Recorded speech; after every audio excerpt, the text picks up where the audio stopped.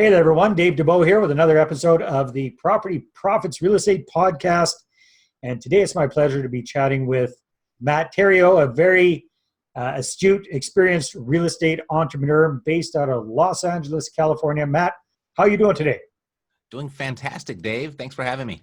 My pleasure. So Matt has a very interesting background. I'm not going to steal his thunder because he'll tell us a little bit about it, but former Marine, served in Desert Storm back in the day, worked in the music industry with a music business until technology kind of came in and turned things sideways for him, and then he got into real estate investing. So I don't want to take away from your story, Matt. So tell us a little bit about that background and how the heck did you get into this crazy real estate gig in the first place? Yeah, I mean, you kind of touched on a little bit. When I got out of the Marine Corps, I spent the next 15 years of my life in the music business. And that old digital download came along and it wiped out all the record stores and wiped out the way that people consume music. And in a very short period of time, I found myself bankrupt and divorced and went from a 7-figure year really quickly in about 6 months to $7 an hour. And I was bagging groceries. So that was at the age of 34. So that was my humble new beginning. That would bring a guy down a notch or two. That's for sure. Yeah, sure will be, or sure did. But the most unlikely, I don't know, I look back at it now, I had no idea the impact of this statement when I heard it, but I look back and I think it was the turning point is when the grocery store manager who had some rental properties, he had said to me, real estate, Matt, if you want your money back, it's the final frontier where the average person has a legitimate shot at creating epic wealth. He didn't say epic wealth, he said real wealth. I say epic now because it has to do with epic real estate. But anyway, that really sat with me because I didn't know what I was going to do next. I just knew I missed my money from music. And I was like, well, whatever I get into next, whatever I decide to learn next, I want to make sure it's lucrative. And so that statement was like, okay, it set me down this path. I became a real estate agent, did that for about 4 years till I realized, wow, if real estate is where all the money's at, I'm sitting on the wrong side of the desk. So I decided to no longer serve people in the buying and selling of their properties, but rather than serve myself in the purchase and sell of my own properties. So I became a real estate investor and stumbled upon this book. You've probably never heard of it, called Rich Dad, Poor Dad. And it gave me that concept of passive income, right? And in the music business, I was really just so focused on, the next month's, how many CDs can I sell this month to make more money. It was just about how big I could get my bank account. And this was just a whole new concept introduced to me that it's not necessarily how big your bank account is, it's how much money comes in each month without your direct participation. And so I was like, okay, well, I'm starting over in life. Let's do it differently. So this doesn't happen to me again. Let's just focus on building streams of passive income so it covers my monthly expenses. And then we'll keep on doing that and we'll allow my lifestyle to rise with the passive income. And in less than 4 years, I was able to make that happen to where I didn't have to work. I wasn't rich by any means, but I did not have to work. And not out of the rat race. Yeah, exactly. And like I said, it was a combination of increasing my passive income and pushing down my expenses. And, as you can imagine, when people around you, your network, your friends, your family, they all know your story and they knew you were bagging groceries just a few years ago. And now they notice that you're playing golf on a Tuesday. They're wondering, how did you do that?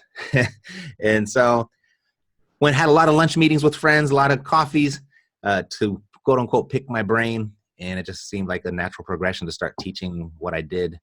And here we are probably 10 years later after that decision. Got the what I think is the #1 real estate podcast, until I met you, of course, on iTunes. We just started our 9th year, so we've been doing it for a really long time. And, that's awesome.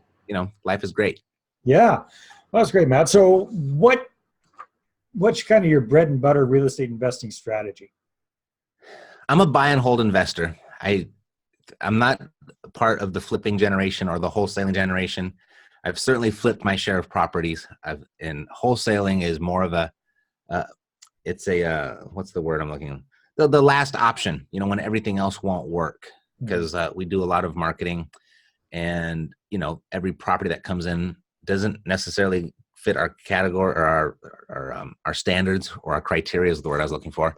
And so, but we still spent money on it. So we figure out how can we still recoup that and, throw that back into the marketing spend. And so that's when we wholesale, but I'm a buy and hold investor. You focus primarily on single-family homes or multifamily properties or a bit of both? Yep. We ventured into multifamily and, bit off a little bit more than we could chew.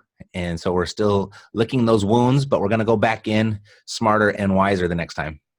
All right. So you built up a significant portfolio of single-family homes. Mm-hmm. Do you focus primarily in California, or do you invest all over the place? Yeah, no, being a cash flow investor, it's pretty tough to do in California, really anywhere on either coast. So we're focused primarily in the Midwest and the South, where the cash flow numbers are more favorable. All right. Well, this is a loaded question because it's always 20/20 hindsight. But knowing what you know now, well, let's say you lost it all. You lost the portfolio. You lost the influence. You're kind of starting all over again from scratch. What would you do differently? Oh, I do the exact same thing I did to get started.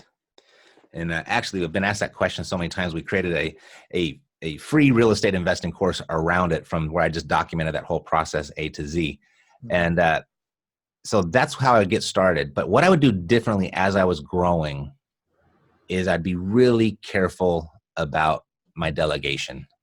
I would be doing as much due diligence on the team, specifically property managers and contractors.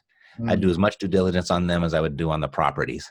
Because in hindsight, looking back, like you asked, what I have found is that real estate is really, really safe. It's the people that are risky. Well said. Yeah. Yeah. You know what? I think we've all been bitten in the butt a few times before. That's for sure. Mm-hmm. So you've been training people for 10 years or so now. You've been working with a lot of folks. What maybe besides the getting the wrong team members, what are some of the biggest mistakes you see people making when they're investing in real estate? I think most people, they go in with the wrong expectations right up front. Okay. And there's a lot of people that get into real estate like, I'm going to give this a try for 60 to 90 days and see how it goes. Yeah. And I think that's really the wrong mindset to get started with. I also see a difference where people, the idea of going and being a real estate investor and eventually the dreams of being a full-time real estate investor and not having to hold down a job, not having to work for the man, I think that's really glamorous and romantic. The idea of being your own boss and being flexible and being the person that can call the shots is really alluring. And it's great when you get there. But I think what people miss out on, particularly when they're coming from this employee mindset or they've always been an employee, is that yes, you are in the beginning, you are going to be your own boss and it's fantastic, but you're also your own employee also. And so you have to hold yourself accountable to yourself, your new boss, in the same way that you were performing for your previous boss when you were working for the man, right? And so I think that's where a lot of people stumble. I think they just don't realize that the freedom of being your own boss doesn't mean the freedom of not having to work. Yeah, so you have to have things set up properly before you can be taking that Tuesday off to go golfing. Mm-hmm. Exactly. Because you go Tuesday, Wednesday, Thursday, Friday, and the boss is not going to fire you. But you're going to go broke fast. Exactly. Yeah. Okay, so you're a big fan of Robert Kiyosaki. That's kind of the book that got you inspired, as for myself and countless others, right? People, right? Yep. So Kiyosaki wrote another book called Your Unfair Advantage. And I think everybody who's a successful real estate investor has probably several unfair advantages or superpowers. What would you say is yours? Mine. I would say the ability to do this business, particularly the purchasing and the acquiring of property with creative strategies, not needing a whole lot of money. I think that the belief of, and it's hard for me to convey to my students until they pull it off the first time and then they believe it. But still, there's a lot of doubt going into it the first time you try to do this. But focusing or recognizing that when you have a good deal under contract, you have control of that good deal, you have more power than the people with the money. And I think that gets reversed sometimes. People think they can't get into real estate investing because they think they're going to have to, kiss butt to go borrow the money from somebody so they can close the deal, right? Right. In reality, when you start getting good deals, you start to recognize you're the more valuable piece of that puzzle. So finding the deal and just knowing that the money is always going to find you. And I think, and being able to put that type of stuff together with creative strategies as far as the seller participating in the deal and carrying back some of the financing and being able to raise private money and put those structures in place. I think that's my superpower. It's the way I got started. And now that I have money, I still don't use much of it, because why would I if I built it without it, right? Yeah. Like Kiyosaki says, he or she who raises the most money wins, right? That's You not about got to get it to perform too. Yeah, That's an incomplete statement. Yeah. I learned that the hard way. So, Matt, I mean, if people are saying, well, that sounds good for you, but I'm not that good at that, what would you recommend to them to become better? Well, it's like anything. Real estate investing is a skill, and we hold a 2-day summit for our private clients here. And one of the things that we stress is when we go over like scripts and deal analysis and creative structures, it's a skill that can be developed like any other skill, and that's through massive repetition. And I show people and demonstrate, like, practice your dialogue with the seller in the same way you would practice your golf swing at the driving range, or you'd practice playing the piano, right? Just massive repetition. And even when you're good at it, keep getting better, because that's really the skill that makes the most money in real estate. And I say, if you practice that skill in the same manner, say a basketball player practices their free throws, your earning potential is so much greater than that NBA player. You just look at LeBron James and the greatest player in the league right now, and you see who writes his paychecks, the Buss family, who built their whole empire on real estate here in Los Angeles. So I think that's how valuable that skill can be. And if you treat it like a skill and practice it like you would any other skill, I think the sky's the limit. Yeah, very, very, very well said. All right. So when it comes to your students and your coaching clients and whatnot, I mean, you and I both know there are a gazillion different real estate gurus and trainers out there. What's the biggest problem that you help people to solve? The biggest problem, I show them how to find deals, because there's a lot. If you're going to bring other gurus and trainers and educators out there into the conversation, you can go learn how to flip properties, you can go learn how to fix and flip. You can go learn how to do storage facilities or mobile home parks or multifamily. There's all these there's all these cool strategies out there. But at the end of the day, if you can't find that real estate at a discount, none of the other stuff matters. So that's what we really focus on, is helping people generate leads and then convert those leads into discounted contracts. And then once they have control of it, now they get to decide, what am I going to do with it? Rather than being, I'm a wholesaler or I'm a fix and flipper. There might be a greater income potential on that property after you've done your analysis, after you actually have control over it. So that's really what we focus on, is finding the deal, and then getting control of it.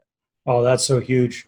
A lot of our listeners are up here in Canada, and I find that a lot of Canadian real estate investors are very lazy when it comes to marketing for deals. They rely way too much on realtors. They rely way too much on the MLS. Mm-hmm. So yeah, learning strategies to find motivated sellers and go, that was my whole trick at the beginning when I first got involved, was getting motivated sellers to call me. And that's just a game changer. So yeah, that's huge.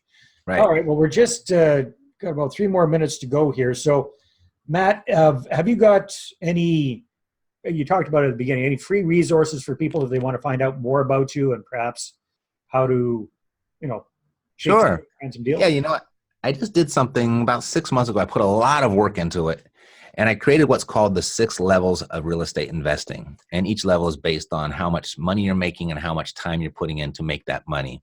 And I just kind of reverse engineered my whole journey, divided that up into 6 levels, and identify, this is what you're dealing with, this is what you're experiencing, this is where you're vulnerable, so this is how you fix it, this is where you want to go to work on yourself. So at each level, there's a whole different set of stuff that you get to deal with. And so if you go to whatsmynextlevel.com, whatsmynextlevel.com, you can get that whole resource. It's a really nice, thick book with a bunch of pictures, and it's really pretty and everything, but it's also really, really helpful, and it's a great resource for anybody that's trying to get to their next level. Sounds good. We'll include that link in the show notes so people can click on that and find out more about that.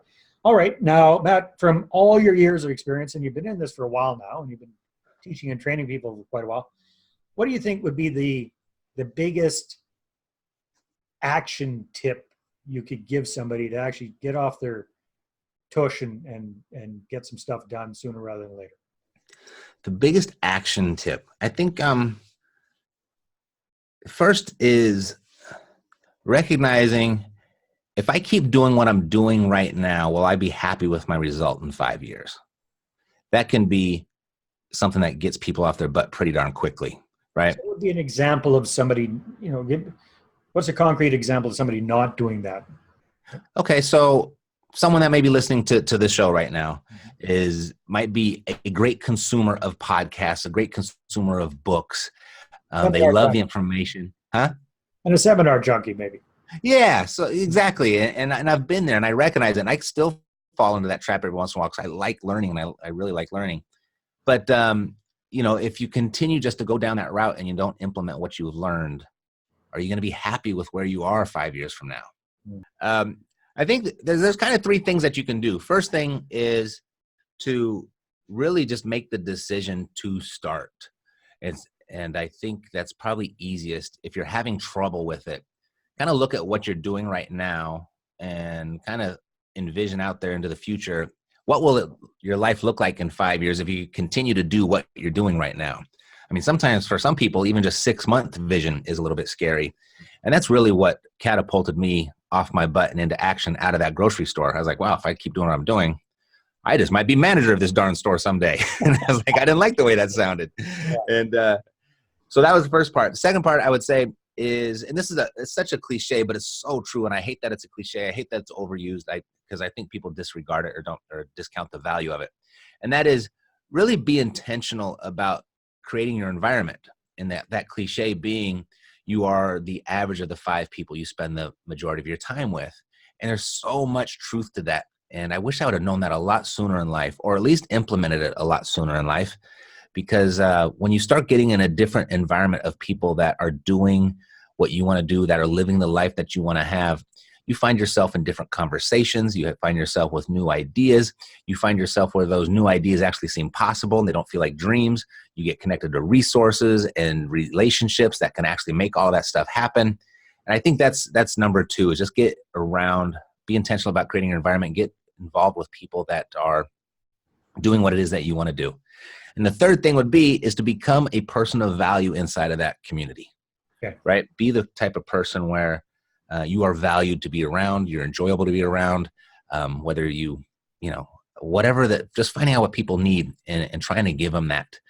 And then start asking for help. And then I like that second point. You're right. It is overused.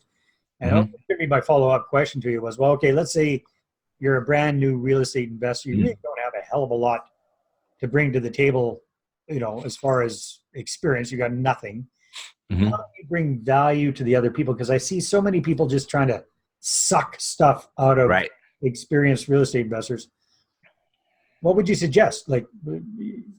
Sure. So to be successful in real estate, you need 4 things. You need knowledge, time, money, and credit. Now, those don't all have to be yours, but you have to have access to all of them. And there's very few people out there that have an abundance of all 4 at any given time. Yeah. And so to find out how you can become of value, it's really creating that relationship and finding out what people need. And whether it's you that can bring that value personally, or maybe you can make an introduction to a person that can deliver that value. That's really the probably the easiest way to do it is just ask, hey, what do you need? One of my favorite networking questions was, Dave, I'm going to be talking to a number of people next week. As you can imagine, I come across all kinds of different people in my business. If I were to find your ideal client, how would I know it and how should I introduce them to you? Nice. That's right? beautiful. So that's a really good way to ask. And so that's that actually comment, you might be able to tell I've said that more than once because it served me really well for a really long time. Oh, that's awesome. It's totally free to use. No, and I appreciate that, right? Because it's all, like you said, give before you ask, right? Offer before you request. So that's super powerful. Great. We got to wrap things up here, Matt. So again, you offered a very valuable free resource. And if people want to find out more about you, where should they go look? I would say epicrealestate.com is probably everything Epic. And if you listen to the podcast, we have the Epic Real Estate Investing podcast. So everything you need will probably be right there. Matt, great to get to know you a little bit over the interview. And everybody, thank you very much for tuning in. We'll talk to you next time. Thanks, Dave. Thanks. Well, thanks very much for checking out the Property Profits podcast. And if you like what we're doing here, please head on over to iTunes, subscribe, rate us, and leave us a review. Be very, very much appreciated. And if you're looking to create a regular flow of inbound investor inquiries about your real estate deals, then I invite you to attend one of my upcoming live online demonstrations. And you can check that out at investorattractiondemo.com. Take care.